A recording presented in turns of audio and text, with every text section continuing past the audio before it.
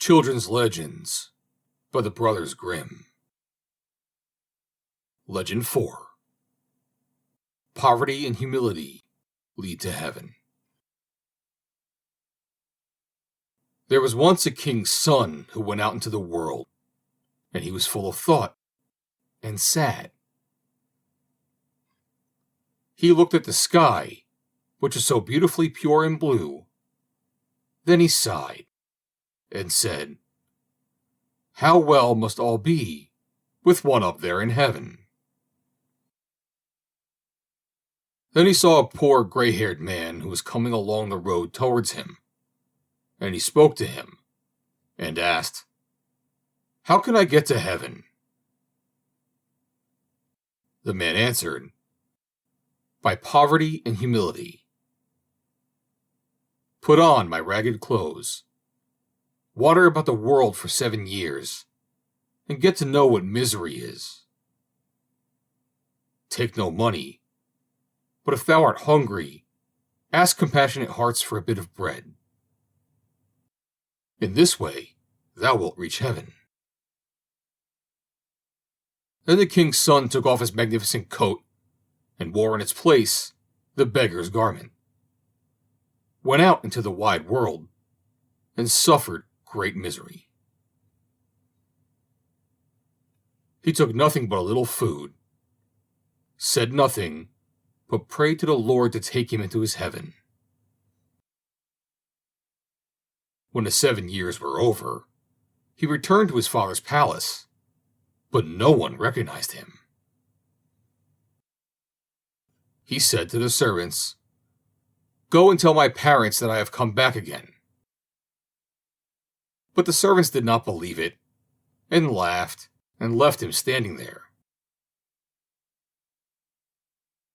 Then said he, "Go and tell it to my brothers, that they may come down, for I should so like to see them again." The servants would not do that either. But at last one of them went and told it to the king's children. But these did not believe it, and did not trouble themselves about it. Then he wrote a letter to his mother and described to her all his misery, but he did not say that he was her son. So, out of pity, the queen had a place under the stairs assigned to him, and food taken to him daily by 2 servants. But one of them was ill-natured, and said, "Why should the beggar have the good food?"